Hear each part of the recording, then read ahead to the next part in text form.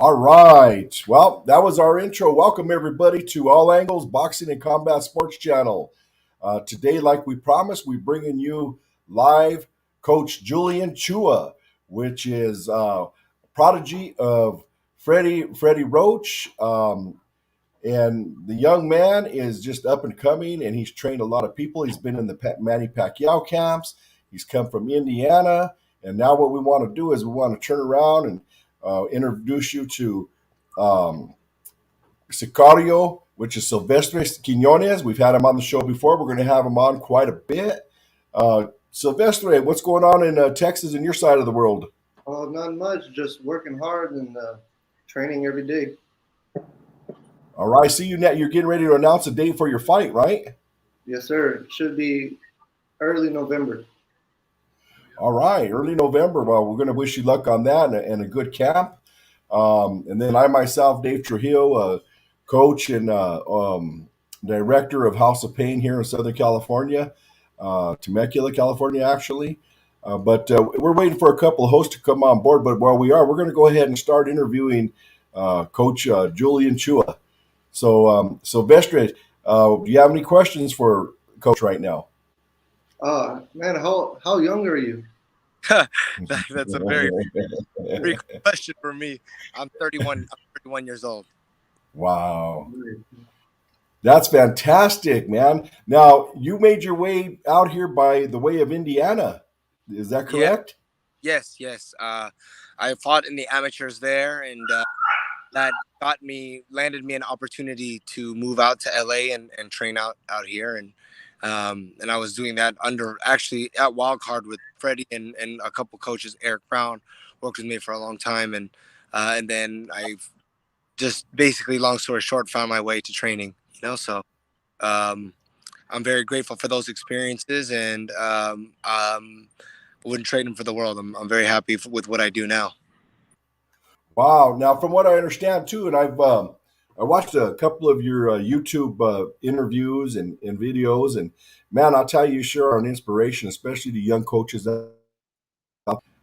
You believe in continuing your own training yourself, as well as training your boxers and your clients or what have you. Now, how do you have time to train yourself when you're training everybody else so much?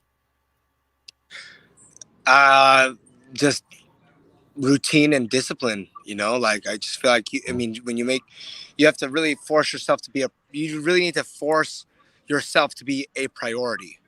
So like I'm not, and it's at the end of the day, it's also for my guys, because if I'm not keeping up with myself physically, I feel my mental doesn't I'm not as sharp. I'm not as I don't know. I'm just not happy, So like I have to put myself in a position where I'm taking care of myself so I can take care of my guys the best way I can, Yes, sir. Oh, that makes a lot of sense, and it also kind of keeps your boxers honest as well, including yourself. Yeah. I mean, I personally have trained bodybuilders for 20 years, and off and on I've trained boxers. I've been in the boxing world off and on since 1976. I was able to go under a program for Ron Lyle back in Denver, Colorado, as a kid, and I've been through it off and on throughout the years. But for the last 20 years, I had retired out of my careers, which was printing, and I also had a granite countertop company. And I retired, and I got into the bodybuilding because I knew I personally wasn't going to ever box or kickbox anymore. So I made it a train and to be an example to all of my clients. And we had a team of female competitors and whatnot, and then I train a lot of male bodybuilders as well. So I believe in that theory, and I have to tell you right now, my son. His name is David. They call him Coach DT at the House of Pain. He's a phenom himself too, and this guy, he puts himself through the workouts just like when he was a little kid all the way up. He got a chance to train with actually one of the trainers over there at Wildcard, and I forget his name, Morgan or something like that. Back in the day, this is about 10 or 15 years ago. and then he went on to go train with Joel Diaz, and then he got married and had 5 kids.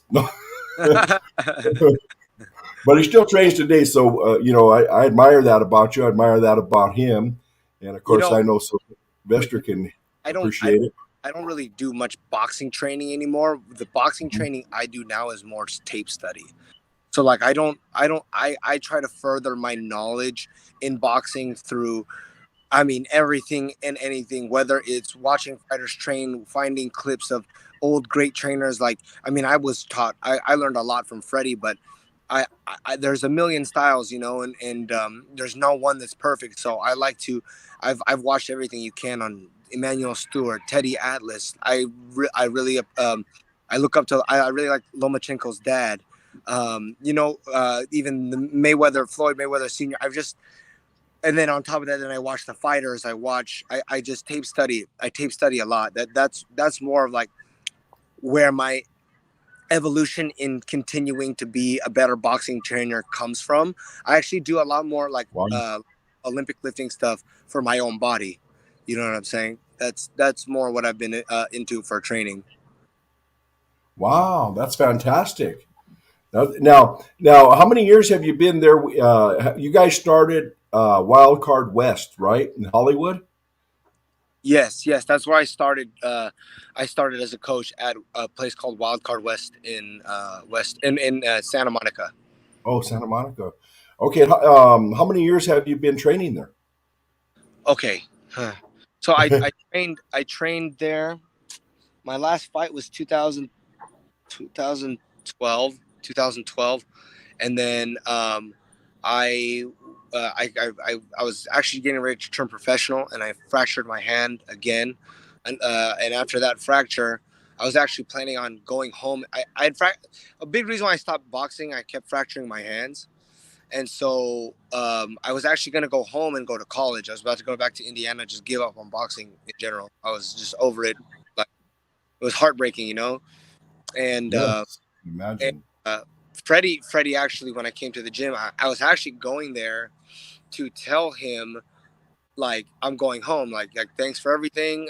It was great to meet you and everything, and it was an honor to train with you. And I'm going, And actually, he like his Marie, who works underneath him, and him decided that to bring up the suggestion to maybe have me coach at their new gym they're opening up in Santa Monica, and that was called Wildcard West. And I went down there, met the owner, and checked the vibe out, and I really liked it, and that's how my career began. Wow. But So but oh, yeah, go ahead. So you turned a sorry. heart. Yeah.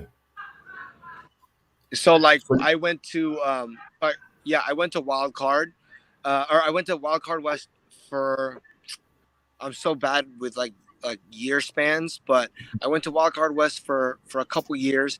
That's when I first started training pros, and then I remember I went up to Wildcard. I brought my guys up there for sparring, and I hadn't seen Freddie in so long since I was training at Wildcard, and I brought a couple of my guys up there, and they sparred. They looked phenomenal, and Freddie was listening to a lot of the stuff I was saying in the corner, and he pulled me outside after the sparring, and he's like, hey, he actually asked to see me outside. I was kind of worried I was in trouble, but so I went outside with Freddie, and Freddie was like, hey, you're good. And I was like, whoa, like, whoa, like, wow. I admire this guy so much. Like, it was crazy. Like, you're good. He goes, what do you think about coming up here and helping me out, train like my guys? I help you with your guys, and we work together. And I was like, dude, what? Like, of course. Who would never? Wow. Who would say no to that? So we Right. worked together. Yeah, we worked together at Wildcard. I was there for about 2 years, and we didn't lose a fight. We didn't lose a single fight for 2 years. Nobody that we trained together lost. Actually, sorry, the only guy that lost was Jose Cepeda against Jose Ramirez, but he lost a majority decision in Fresno that I thought he beat Jose Ramirez. But Wow. then, so after that was great. we had a great relationship then. We have a great relationship now. I have nothing but respect for everyone at Wildcard, including Marie, Freddie, like the whole Wildcard family, Marvin. But Zurdo basically was like, "Hey, I'm gonna open up a new gym called Brick House," and he was like, "Will you run it for me?" Pretty much, and like he like head coach that place, and so I parted ways amicably with Wildcard, and now we're here. Wow, congratulations to you, man. Thank you, What an amazing success story at such a very young age. thank you, thank you, thank you. That's a lot to accomplish at your age, which a lot of people don't reach that till they're in their 40s, 50s even, you know.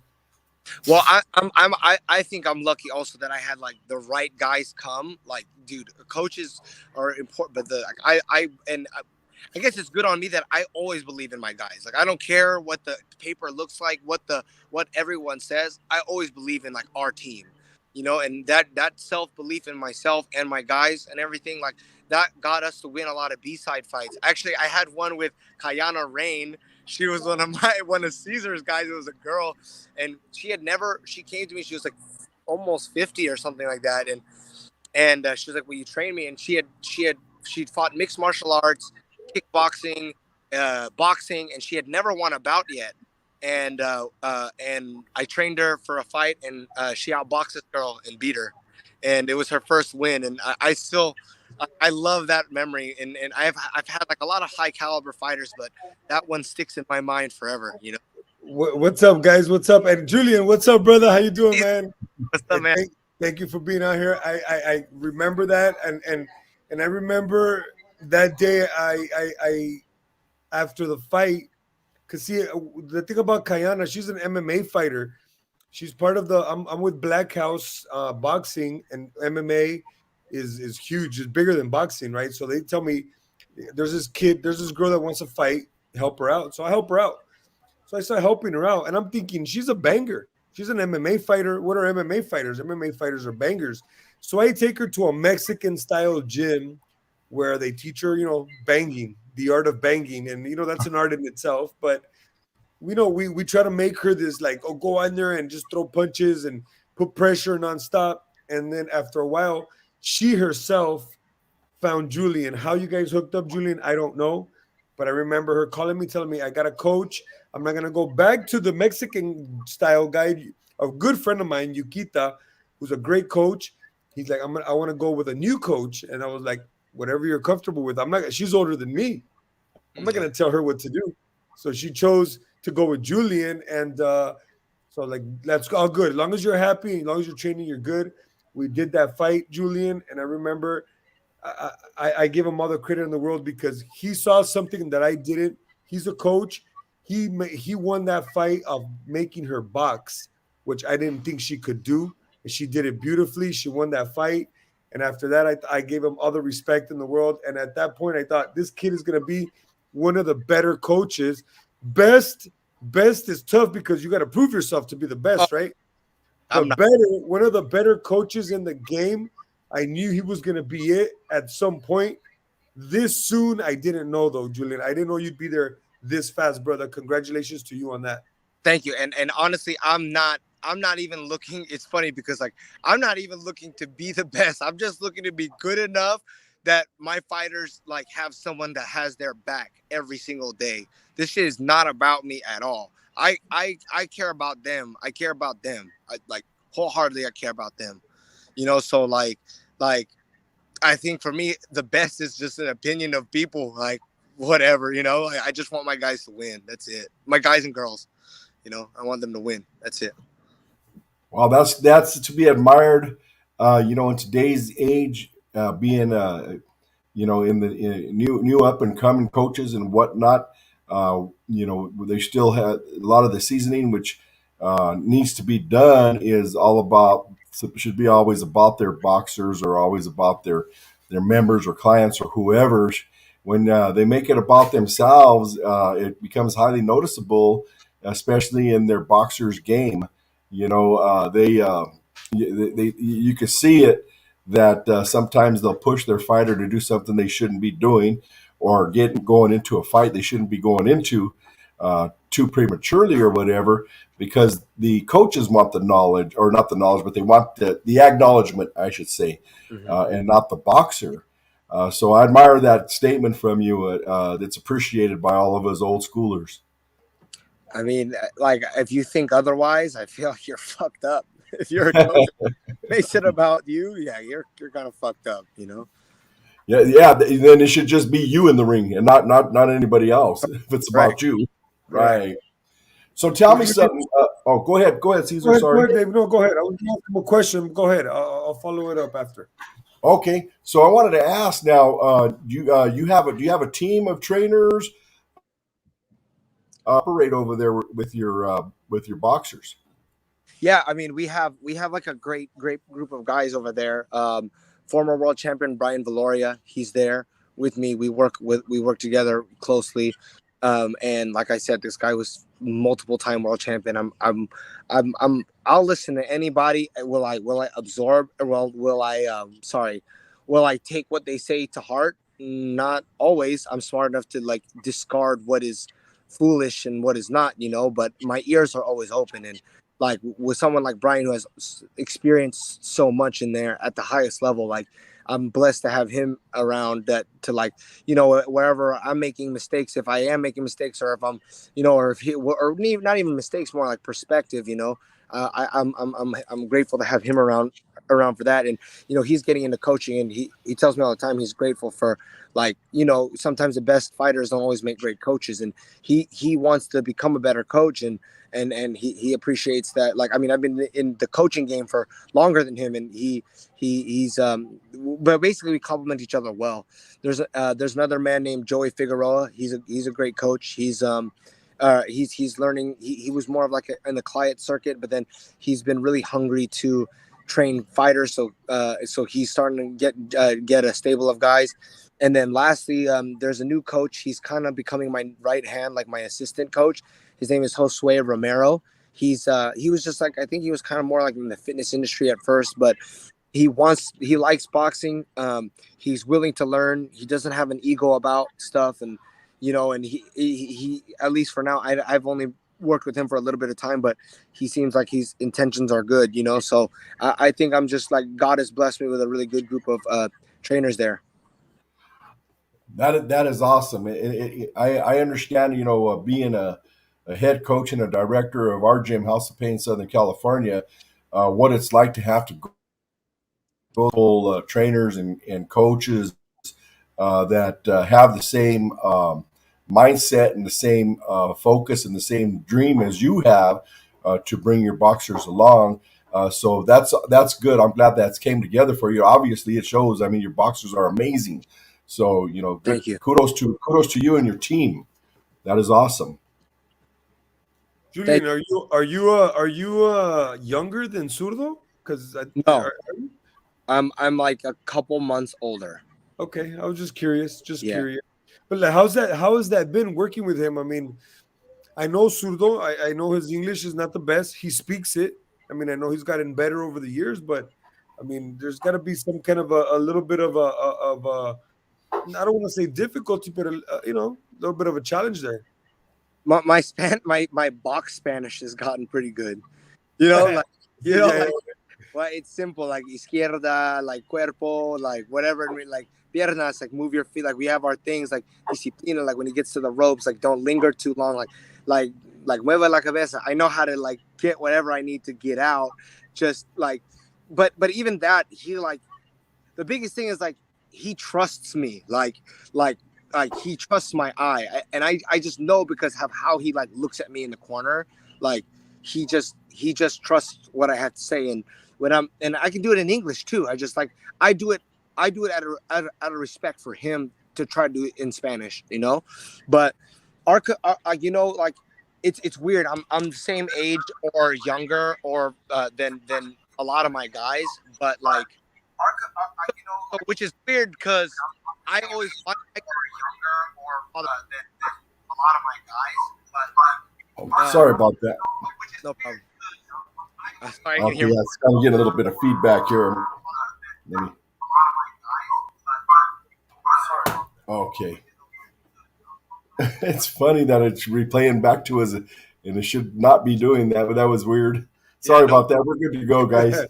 yeah, no worries. But yeah, no, but like so like for me it's like, and actually I like this. I really like this about what I learned from Freddie. Freddie always told me like, he's like, don't go chasing motherfuckers. Just part of my language. But he's like, don't go chasing people. You can't want it more. You can't want it more. And so like if you don't, he's like, you always just like, he's always been like, I mean, and sometimes I watch guys like Teddy Atlas and guys like that, like get in their fighters like ass and stuff like I feel like I can do that, like if it need be, but a lot of times coaches do it without any like reason. Like for me, I like to stay calm and just like I give my suggestion, my perspective of what they need to do, and if they take it or not, that's on them. You know what I'm saying? And that was Freddie's way, you know. And before I linked up with Freddie when I was starting as a coach, I felt like I had this kind of like insecurity a little bit that I wasn't like that. That I wasn't like all up in your like, because I watched like some like, you know, great coaches do it, and then I was like, I don't know if I'm like that. You know what I mean? But then Freddie really helped me like come over that insecurity of like it doesn't always have to be that way. You know? Yeah, Yeah, yeah. It's like we're dealing with grown men here, right? All you got to Yeah. do is let them know the situation, and they got to figure it out for themselves sometimes. So I agree with you on that. Now, if you were to, you mentioned a couple of guys out there, some of the top guys. If you were to like think back and say, okay, I want to be like this guy, or I really take, or not really be like them, but you want to take from them, or what style do you want to emulate the most? Is there a coach out there that you think that's the guy that I want to model myself after a little bit? I like Vasil Lomachenko's dad. I mean, I don't like I my like when it comes to like boxing skills, I typically like lean toward like liking like the styles of like a Shakur or like a Terrence Crawford, like the good distance management and like counter attacking and being like a step ahead of you type of fighters.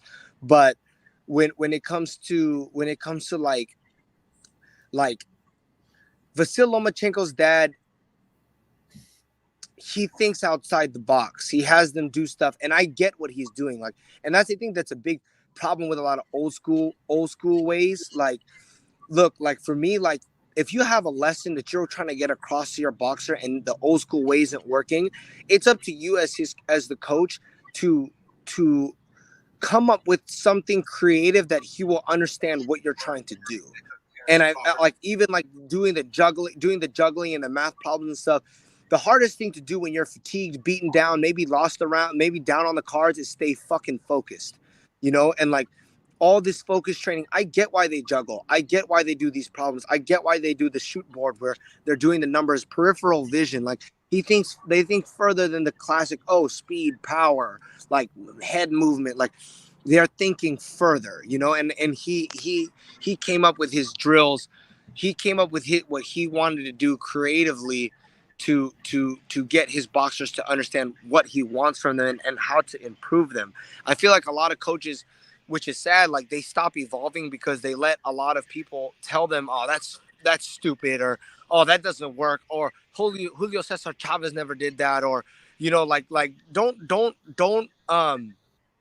stay creative. Stay for all the young coaches like me. Like, stay creative, stay hungry. Don't listen to every single person. Like, some people are just haters, man. Like, dude, keep like if you have a way, and you have, like, I always say this, right? Coaches are like artists a lot of times, and we have a picture of what we believe good boxing looks like, and our job is to get good boxing, what we believe is good boxing, across to our boxers. They need to learn how to basically be the paintbrush to the canvas. You know what I'm saying? Like, and It takes two to tango, though, coach. Right? You have to find the fighter that sees your vision as well. You can't just do this with any fighter, right? and just like it's important that a coach also understands like what is within a fighter's capabilities, in the fact that like Kayana, I would have never tried to have her box if I didn't see like, oh my god, you can box a little bit. Like, I saw in her, like for instance, I don't want to shit on or talk ill on this, but like John Molina, right? He he's never gonna be like fluid on his toes, like boxing on the back foot. Like he's one of those guys that like if I was to train him, I would have to also mend my. I would try to have to paint the picture of like what he can do great. You know, what is it within his Right, capability? right. You If know, it's you a round canvas, you got to paint a round picture, right? that's absolutely right. Yeah, I got you. I got you. I feel you. And a lot of these kids, like I said, sometimes you think that you go to a name coach because he's a name coach, but that doesn't necessarily mean it's a formula for success because maybe your style and his Don't match. is not gonna mend. Correct? Am I right about that? Yes, absolutely, absolutely. And I think like for me, I have fighters of so many different styles. So I like to think that I can adapt what I'm trying to do with the boxers that I have. You know what I'm saying? That I love to hear because that is the new way of the new coaching that are coming up nowadays to be able to have that open mindset to send a southpaw to an orthodox. I could train a banger to a boxer that likes to dance around.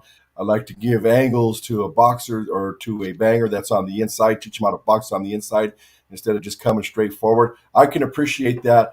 I myself have adapted the to have the open mind to be able to see a boxer at what they would be best at and to train them at what would be eventually their style of boxing instead of train them one certain way. And you know, you could go to a lot of gyms and you could actually see that a lot of boxers out there are only training one way, and that was the way the coach only trains them. And you could just see it through their whole through their whole gym. Everybody's almost the same. They're all like clones of each other.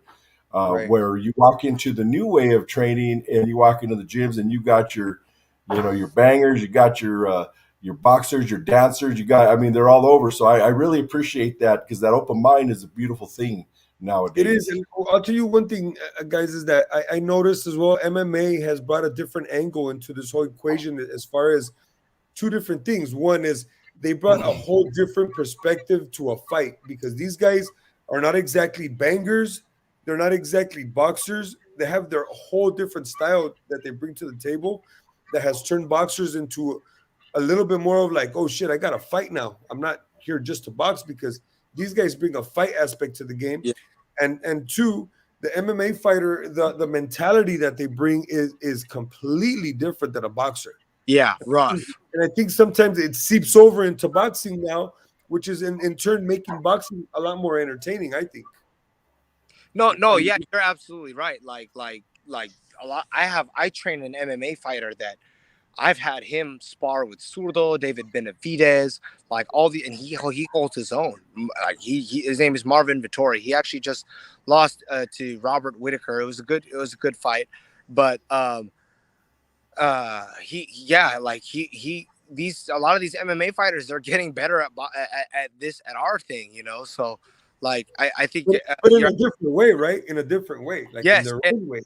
and yeah, and they're not scared, and they try real hard. So it's like it like a lot of times it puts these guys kind of like, whoa, this guy shouldn't be doing this to me, but he is, and it does make them, it does shift a lot of what that's a very interesting and interesting take, Caesar, because I never even thought about that, but that's the truth. That these MMA fighters are starting to make a lot of my boxers like think differently too, you know. They gotta rethink how they box because now they're guys that can fight, but they don't. Not only are they just fighting, just winging punches, they're winging punches in opportune times, and they're Correct. setting those punches up now. It's like Yeah. they're setting up punches in a way that boxers have never seen before, which is it's kind of a cool thing, and I think it's making boxing evolve in general. You know, it's funny though. Like whenever my guys are dealing with those guys, like with kind of awkward MMA, it's so simple for me though. I just say, go stick to the fundamentals. The fundamentals, Jab. you know, the jab, your hands in a good position, good hand placement, good range control, like stuff like that. And like a lot of times, like a lot of the MMA fighters, even though they're tough and rugged, they're not boxers, so they're not like very selective with their shots. So like a lot of times, like when you got a guy who's awkward like that, and you're trying to like be cute and fancy and move your head and dip and dodge, and they're throwing these punches from awkward angles.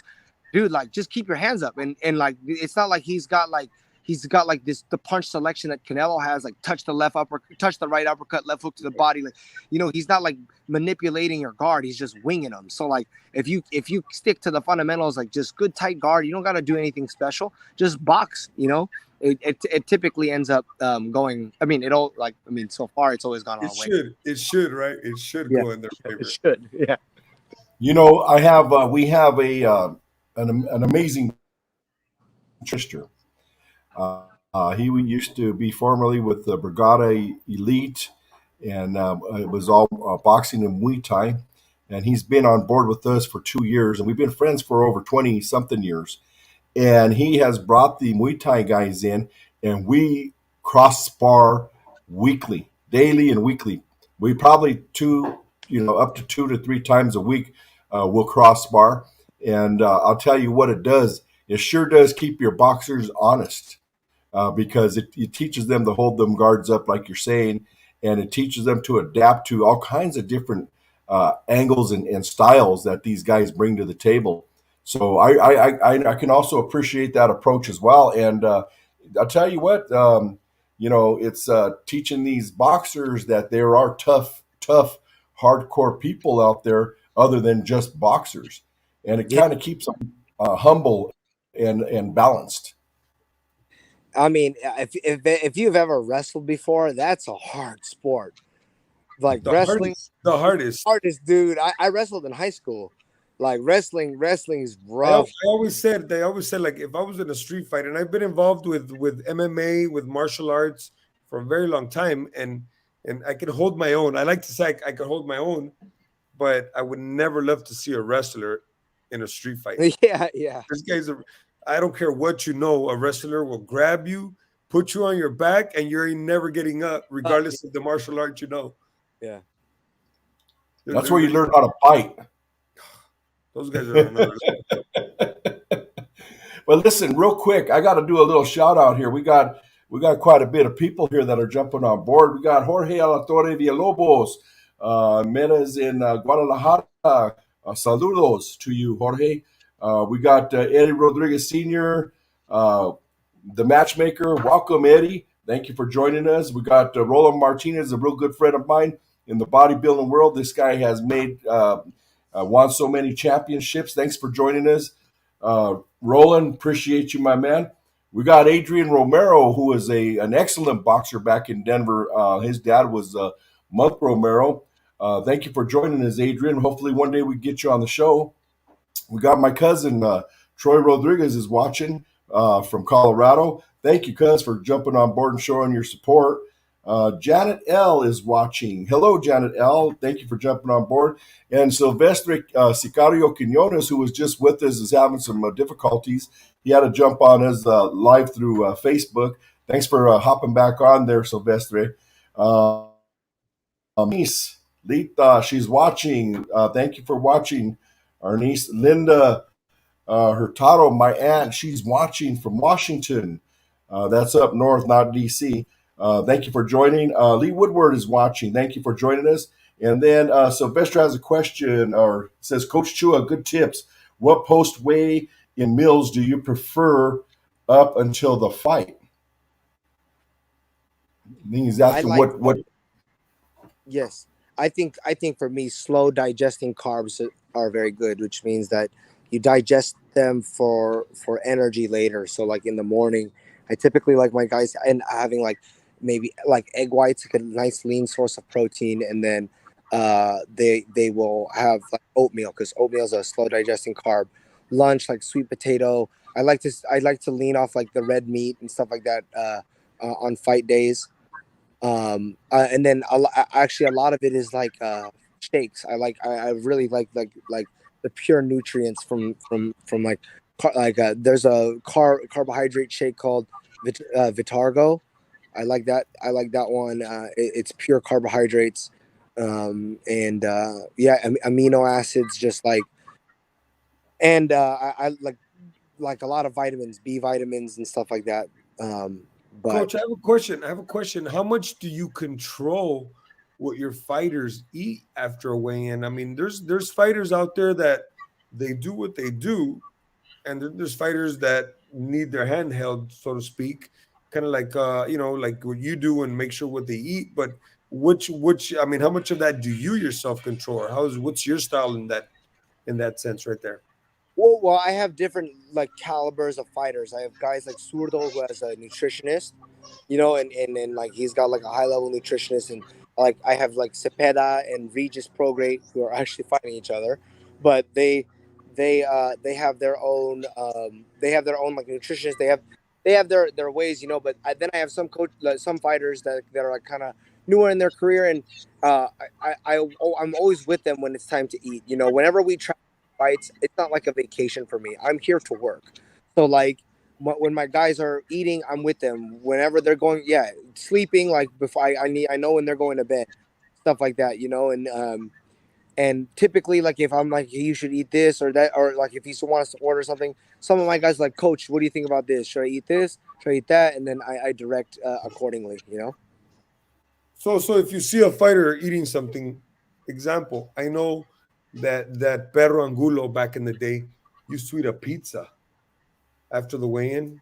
He used to put tomato slices on it and eat Mhm. the whole pizza. I mean, and technically you're watching this and you're like, man, you're crazy. Mhm. I mean, and if you're his coach, I mean, are you allowing this to happen, or are you thinking this is a guy who knows what he's doing? Let him do what he does, and let's move on. Like where's the line? Where do you draw Number that two, line? that the one you said, he's a grown man. This is what he likes to do. This is what he likes to eat. He's been here before. If this like I don't give I the most important thing is the mental for me when it comes time to fight. I understand you should put some good things in, but none of that matters as much as how like the proper mental state when it's time to fight. So like if that's what puts him in the proper mental state and makes him feel comfortable, like this is what I do, this is what I'm comfortable with, by all means, man, eat pizza and ice cream. I don't care. Like you know, if you fight or the next morning you wake up, oh, my stomach's messed up, da da da da da. I'm gonna tell you, all right, well, now you learned your lesson. Next fight, we're not ever doing that again. You know what I'm saying? But like you said, it's Pero Angulo. Like I wouldn't let like one of my guys, like I pro debuted Scrappy, so I would never let Scrappy do anything like that. Like but if I get an established guy and he has his routine, like, man, do you be ready, man? You perform for me tomorrow. I don't care if you smoke a cigarette in the morning. Like if that's what gets you in the right place, like to go Like in there. Mayorga style, right? I'm gonna tell him like this. That's what he does. Like Brad Pitt, right? You just Yeah, take it out of his mouth in the corner. Here, give me that thing. yeah, To me, exactly. to me, it sounds like the '70s and the '80s. We used to drink and smoke before we got in the ring. Look, look, if that makes that's funny. What's funny is actually I learned a lot of things from Freddie, even just talking to you now. Like even like in not like he was trying to teach me things, but just like observing him. And he used to train Andy Ruiz, and his Andy Ruiz's manager used to put these bonuses, incentives, like, okay, if you make this weight, I'll give you a $20,000 bonus. If you make this weight the next fight, and then Freddie used to say, I don't know why they keep trying to make the kid lose weight. He fights better fat. Like, and I was like, I was like, you know what? And it was funny because I was seeing Andy was one of my best friends. Like, he was one of my first friends, actually, period, in LA. And I used to hang out with him all the time, and I used to watch his spar. I mean, he's still a good friend of mine, but I used to watch his spar, and I noticed something. The kid is better when he's fat. The kid is better when he's happy and eating what he wants to eat. Like he fights better. So sometimes let people be. Yeah, yeah. Yeah, that was kind of like an old page off of um, what's the name from Riverside over here. Oh man, I can't believe I'm going to be messing up his name. But The he, nightmare, he's a Riverside guy. The nightmare. the Nightmare. Chris Oh, Ariola. geez. Chris Ariola. There you go. Yeah, Mister. That was what did he say? His thing was the Bertos. There was a Berto in every city that he went to. So he was eating at Hilly Bertos, Albertos, every Berto you can imagine. Man, Hey, But he was hey, happy. that guy had some massive balls. He would throw down with whoever you put him up yeah. against. I think I he mean, still does. he And still he's does. Yeah. Yeah. still does. But yeah, like Absolutely. for instance, like look, like I said, if he came to me and we were training, he was like, "This is what I eat," okay. But like at the same time, like if he was to be like, "Do you suggest anything better?" and he wants to change his career, or like he's thinking something, I'll give my suggestion. Like I love that. Like I love he's a grown man. Like he's a grown man. It's 'cause You know, like I manage fighters, and yeah, I don't know how long it was in my management so-called career that I realized that, dude, I'm not babysitting these kids no more. Like these are grown ass men. They gotta want it. If they don't want it, then I don't want it. You know what I mean? I can't yeah. do that for them if they You don't know want what's fun? So like when I was at Wild Card, when I was fighting myself, I kept fracturing my hands, and my mom actually had told me like, you got to find a way to support yourself out there, or you're got to come home and go to school. And I didn't want to give up on my dreams. I didn't want to like, like where I come from, nothing comes from there. So like I felt like a hero, kind of like a hometown hero to my friends, like an inspiration to my friends. I wasn't gonna go home with my tail between my legs. So I was actually a strength and conditioning coach at first. I was doing strength training for a bunch of fighters, and I liked doing it, but it felt like babysitting. Like get up and run. Like I had to like, and I just did. And then at the end of the day, at the end of the day, and at the top level, you're not gonna catch very many of those guys slipping on their shape, right? Like so, it's like your strength and conditioning is important, but it's not as important as a good game plan and like the right like strategy to go about in the fight. So like I I want to disagree with you on that one a little bit, Julian, because conditioning is when you're conditioned, you can execute any game plan. When oh you're yeah, not conditioned, you got one game plan, and that's to fight this fight out of condition. You know what I mean? So, no, absolutely. No, absolutely. So, but what I'm trying to say is more like this, right? Like you could be in the best condition of your life, but what if the other guy is also in the best condition of his? And at the top level, like I said, very few people you're gonna catch slipping. Like they're not gonna be like just like completely out of shape. So, like for me, like being able to teach a fighter how to manage his energy throughout a round, teach a fighter how to control the clock. Like, okay, you're up, you got 30 seconds left, what are you gonna do? You're not gonna go out there and bang and brawl. Stall the clock. You know what I'm saying? Like right. it's like those little strategic things can increase like like even like taking deep breaths and clinches. Like clinch him tight so he can't hit you anything, and then start regulating your breath. You know what I'm saying? Like that can help you manage your tank. So like I got into understanding like tactical things like I'm saying, I agree with you completely. Strength and conditioning is extremely important. It's just as important as anything else, I believe, as well. Or But more sometimes, or more. yes, or more. But at the end of the day, I think smart, intelligent boxing, like at the highest, when it comes to like high level prize fighting, it's a lot of it's like how you were taught in like more strategy. Yeah. Right, right. Well, I'm going to have to make another quick shout out here to a couple more people that have jumped on board. We is watching. We got Angel Perez Lugo. He's a boxer out of our gym. He's under the tutelage of my son, Coach DT. We got Omar Batts, who is out there. It's actually Omar's birthday. He should be on the show interviewing with us. Where's Omar Betts at? Well, guess what?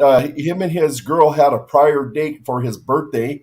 So that being Oh, said, we want to wish Omar a very, very happy birthday. I told Happy him we were going birthday, to roast him a little bit. Yep. There you go, Omar. You got it from Coach Omar. Julian Chua right there. Happy birthday, man. And then we have Tammy Gonzalez from Colorado's in the house. She's watching. Erica Avila, our family from Casablanca right here in Riverside. She's on board watching. And then I got to do a shout out here to Don McGuire. Don McGuire has actually, he's been, putting comments. I've been putting them up there. And he says, what Freddie Roach has instilled in you the most, and how to define you moving forward? Hmm. I would say that's a two that could be broken down into two things. If you're talking about like when it comes to boxing, actual boxing, it's angle. It's like position. Like what I learned the most is about positioning yourself and like angling yourself, like the positives and negatives of angles and like and just constantly like like awareness of position in the ring. Like I think that was a big thing with me with Freddie. Like if you cut this way, you're leaving this exit open, and these are the options he's probably going to take, and what you should do to counter those options when it comes to those angles. And that it makes total sense because if you look at Manny Pacquiao, that's his bread and butter. When it comes to everything else, like I think the biggest thing that I took from Freddie is like the whole not chasing fighters around and like trying to be their dad.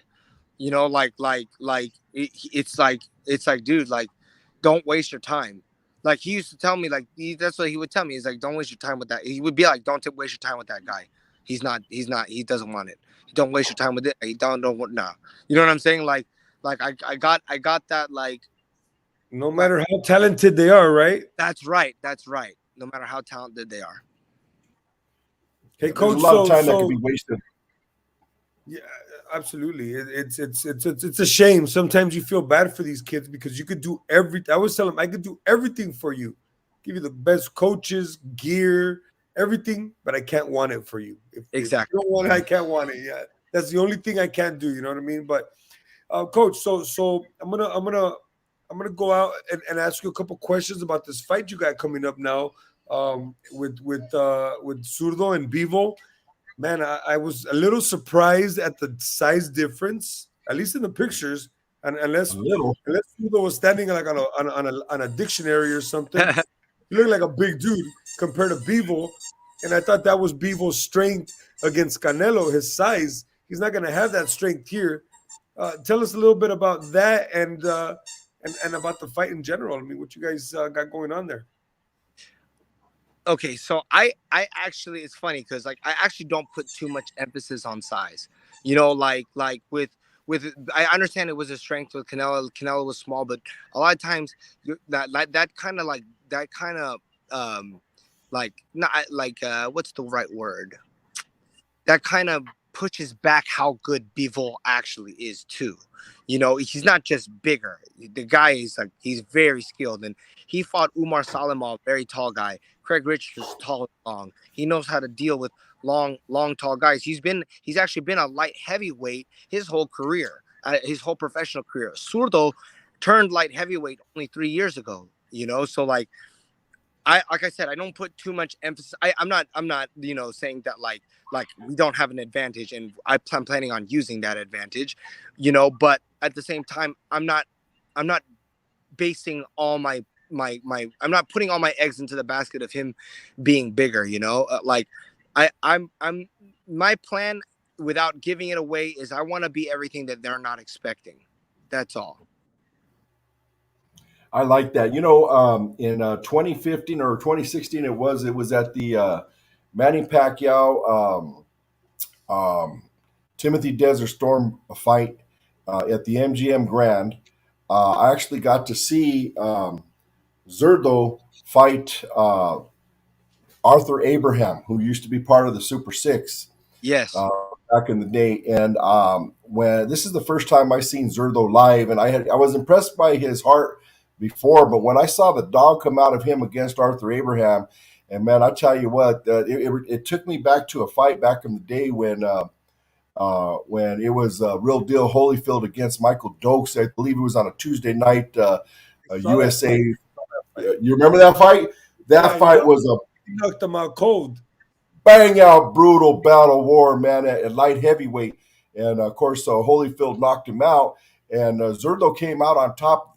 That was the type of fight that reminded me of the two dogs that were in that ring, and Zurdo had the dog. And then I had the pleasure and honor of actually helping probably about a good 100 feet through the casino as we chatted, and he spoke a little bit of English, and I don't speak hardly any Spanish. But I got a picture. It's up on the FB page when I threw it up there of him and I together. And I'll tell you what, that's when Zurdo had my heart because of that corazon. And I'll tell you what, for me, it's about the dog in this fight, man. And you know, people are doubting this man with 40-0, with 30 something knockouts or what have you. And I've been watching him ever since. And I've asked people here in the US, don't you know who Zurdo is? And they'd be like, no, we don't even know. Well, guess what? Now they're going to know. And you know what? I am happy for you to be in that corner with Zurdo and with you to have that beautiful open mind at such a young age to be able to bring these men to their victories. But I have a lot of faith in this fight. And I'm a huge fan now of yours as well, since you're with him. Oh, thank you, and I appreciate that. And well, a big thing for me with this fight is a lot of people a lot of people shit on you no matter what, whatever you do, how great you are. That means you're doing something right, coach. Yeah. I mean, and I see. I'm not. I see what they say about Zurdo, and I cannot wait for him just to finally get what the respect that he deserves. You know, like, this guy's a monster. There's a demon that lives inside him when it comes time to fight, and if anyone thinks that this is going to be some kind of this kind of fight for Vivo, you're very mistaken. Zurdo is going to come out on top. So let me ask you this, coach. Assuming and we're all, and you know, he's from where my parents are from. I mean, I'm even rocking the jersey. Let's go. You know what I mean? This is all for Zurdo, but assuming you guys go out, you win this fight, and there's Canelo out there saying that he'll never fight Zurdo. He'll never fight Zurdo. I don't fight Mexicans, even though there's like 20 Mexicans on his record. The last time I checked on BoxRec, right? But how do you feel about that? I mean, it's almost like of a natural thing, right? It would be a mega payday for both of you guys, right? Yes. I mean, we would take a fight with Canelo in a heartbeat, you know? Like, Yeah, that would be, I mean, oh, sorry, 1 second. Sorry, my phone's running low. Do you have a charger in a quiet room? Look over there. Is there anything over there? We got 7 minutes. We got 7 minutes, coach. Oh, okay. Yeah. Right here. We could go overboard a little bit. All right. But yes, we 100% would welcome a fight with Canelo, and more so, like that's a dream come true, you know. Do you think that he's saying that because he really truly doesn't want to fight another Mexican, or is he's looking for a way out? I mean, the only other way out is to ask for too much money, right? Yeah, I mean, I think Canelo, like I said, I would love a fight with Canelo Alvarez. I think him and Zurdo would put a fight that would excite the fans and everything. But I'm not gonna sit here and try to tell this man what he needs and what he should or shouldn't do. Canelo Alvarez has accomplished more in boxing than so many fighters. You know, like I think this man should be able to do whatever the hell he wants to do. You know, is he doing it because he doesn't want to fight Zurdo, or is he doing it because he truly is being patriotic? I think he's being paid. I mean, two things could be true at once. You know, like I think that some like not only Zurdo, but I mean David Benavidez is lingering over there too. You know, like Zurdo and David are friends. They train, and David has trained at my gym for 2 camps, and wow. and Canelo has his hands full with David too. Trust me. Like that, like he would have his hands full with David. I agree. David Benavidez is the monster at that weight right now, at 168 pounds. So, you know, that being said, you know, being the taller fighter, but David is just a monster at that. But I would even imagine down the line, you know, Canelo's going to have to meet up with him some way or another. And then I would say that David Benavidez is a young man. He's going to end up moving up in weight. And it just may be him and Zurdo down the line later on. You know, David. And that would be spectacular. They have to know that, right? Oh, yeah. I mean, we would look. I have Regis Prograis and Jose Zepeda fighting each other, and like I'm stepping away from that fight. Okay, like I'm not. Wow. They're my friends. You're I stepping away completely. You're not doing anything for either. anything for either. There's things for me that are worth a lot more than money, you know. And like for me, like Wow.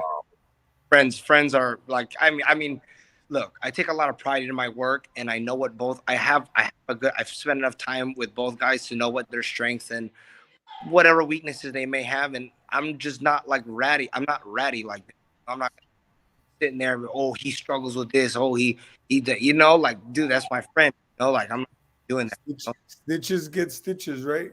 Exactly. That's messing around. I That's mean, honorable. That is very honorable Right, of right, you. right, right. Not just playing. I just playing. I just playing. but moving David and Zurdo fight, like I I wouldn't want that fight strictly because David is a friend of mine. You know, I don't want to do anything. I wouldn't want to do anything that to take food off his table, you know, or for his kids or whatever it might be. You know, That could like potentially be the most food on his table ever, right? no, sure, for sure. I mean, yeah, like I mean that too. I basically we'll take the fight. I wouldn't But it's want to. business. Yeah, strictly because we're friends. But I mean, actually, funny thing, I'm actually cool with Bivol. Like, he actually wished me a happy birthday and was like, "You're a great coach. I hope you have." This was before Zurdo and him got put together, but he was like, "You're a great coach. I hope you have great success with many boxers and stuff like that. Like stuff like that. Like, I used to wrap his hands when he was training in Santa Monica. Like I know that like his coach has an affinity for my dog. He loves my dog. But yeah, I know their whole group, and The I know that, pity, right? That white pity you have. yeah. I remember that dog. But yeah, so like I know them, and I like them, and he has the belt, and look, like if anyone else had the belt, I would rather have fought Ben, like just because I they're not like my friends, but at the same time, this is business. Like he has something that we're trying to accomplish great things, and at the same time, everyone's getting paid, so it's cool, you know. But like I said, like when you're talking about strictly like friend stuff, I'd rather not. There's so many other fighters out there. I'd rather not deal with guys that I know, you know, like or fight people that I know. Well, that's pretty admirable of you, Coach. I know it's pretty tough to always separate state, or what they used to call state from religion, or friendship from business, and what have you. But either way, we wish them all the best, and we hope that they all get their dreams to come true. I mean, that's what we're all here for to do anyway. We're going to be closing it down here shortly, but I want to do a shout out to Sean Fitzgerald. What's up, Sean? Thanks for joining us, sir. Appreciate you. Going into the Bivol fight with Zurdo, uh, I wish we could probably do another one of these shows, and possibly maybe we could even have Zurdo sitting with you. And I'd like the fans to actually really chime in and ask questions, and get more predictions. Fight this weekend we were going to cover, but this was more important. We really appreciate your angle, and that's what we are, all angles. Your angle on the way that you're training the fighters coming up, and the new style of training. And we'd love to have you on board again if that's possible. Yeah, of course, and I'm sure Zurdo would have no problem doing it if I asked him. So I'll connect with Caesar about that, and we can figure that out. No problem. And just let him know I was the guy who carried him for 100 feet after the Arthur Abraham fight. You I'll do it counted the again. steps. You counted the steps. I counted every step, man. I got it. But, I'll tell him. okay. Yeah, so Yeah. he's a great guy, man. He's like I said, I have a little love for guys, regardless whether I know them or not, who are from my parents' hometown, which is Mazatlan. I'm a hometown guy, so I've cheered for him. Whether I've known him or not, I've cheered for him. Now that I know him, I cheer for him even more. So I wish you guys and then he ended up with you, Coach. That was like a pleasant surprise. It really was. So for me as a fan, you know what I mean? Because I knew, I like I told you before, I already knew that you were going to be one of those guys. You know what I mean? And you got the fighter that's going to put you there, and has put you there now. And I'm sure you're at the beginning of what you really want to accomplish, I'm sure. Yeah. But this guy is a great start, and I congratulate you for that. and tell him, give him my regards and the best of. I don't want to say luck because luck is for people that need it. You guys are good. You're good to go. Go out there, break a leg, and come home with that victory, man. I really hope you guys get it done. Hey, you guys are in both California. You guys aren't too far. You guys are welcome at my gym anytime. Literally anytime you want. Wow. See Zurdo, talk to Zurdo, whatever. I'll set it up, and you guys are welcome to come up whenever. I mean, I do That's need fantastic. sparring. I text you about that sparring for that 126. Let me know. We'll bring them down. Oh yeah, no, okay, so, yeah. Azat will be sparring. I have a guy named Azat Hovanassian. He's a monster. He's a number beast. Yeah, he's the number one at 1-2 in like a 3 of the belt. So I'm not gonna lie. We turned down. I'm not gonna say with what fighter. I've worked with a few fighters, and a few of them have been in his weight class. I've turned down Azat probably about 3 or 4 times. I'm Yeah, not gonna lie. he's I'm not gonna lie. he's a beast. He is. He really is. But yeah, he's gonna be moving around on Friday, so maybe we'll connect and get that set up for Friday. Yeah, that was sweet. I'll hit you up. Thank you. We actually have a fight this Friday over in Valley, so we'll be up in that closer to that area this weekend. So maybe we'll collaborate after the show. I got a real quick shout out real here to Sean Fitzgerald. He wants to let us know. Well done, gentlemen. Very insightful conversation. Love hearing the different philosophies on training, and also that it stays respectful even though you disagree. Well, thank you, Sean. We appreciate that. That we always want to bring a lot of class here, but again, we are all angles. We are all involved in the boxing world, and that's why we came together, not just as fans. Of course, we're fans as well, but not just as fans. We are out actually in the boxing world. Managers, coaches. We have announcers. Promoters. I promote too. I'm a promoter. Promoters, absolutely, yeah. I'm a coach, but I'm not nowhere near on your level, sir. And I want to congratulate you, man, on all that success. Thank Very you. well deserved. Very Thank you. well deserved. And Thank you. I'd like to take my boxer down there to get a little bit of schooling from your boxers. He's going to fight this weekend. 147s. You got 147s, 140s. Yeah, He fights at 147 and 140. Yeah, I have Taras Shelestuk. He was an Olympic bronze medalist. Oh, I know who that is. Lefty, right? He's lefty. He's 10. He's ranked, I think, number 10 in the WBA. Dave, that kid is no joke. Dave has a kid who's the whirlwind of punches. He's like a little Tasmanian devil, just comes with punches. Love it. It work for both of you guys. Yeah. Cool. Yeah. Well, listen, I'm going to do a shout out to our boxer right now, if you guys don't mind. Jimmy Alchingon Nunez. He has his third pro fight this weekend in Simi Valley. He's putting up his 2-0 record up against a 6-0 record. We feel really comfortable about it. Jimmy is on fire. All he wants to do is take away and eat O's. And that he does. Jimmy Alchingon Huevos. That's for damn sure. So I want to play a little. I want to see here if I could play just a little bit of thing here. This is him right here, little picture. Young man came to me a year and a half ago, a little bit over a year and a half ago. Never boxed before in his life. Hardcore street fighter out of Hemet, California. He's a Soboba tribesman, belongs to the Soboba tribe. Tell you what. Talking to him last time, he told me he was 200-0 in the streets. Yeah, you better believe it. This is the team right here. This is everybody who trains with him and works with him. And tell you what, there's nobody easier to train than him, because this man is there for no excuses, period. He trains 6-7 days a week, anywhere from 6 to 8 hours a day, and we're very proud of him. Good luck. Best of luck. Thank you. And Coach, we appreciate everything. Luck is yes, not sir? luck thing, but I still give it. Well, we appreciate that, Coach. And we know exactly where you're coming from. So hang on. We're going to go ahead and end the broadcast. Everybody be blessed. Have a great week.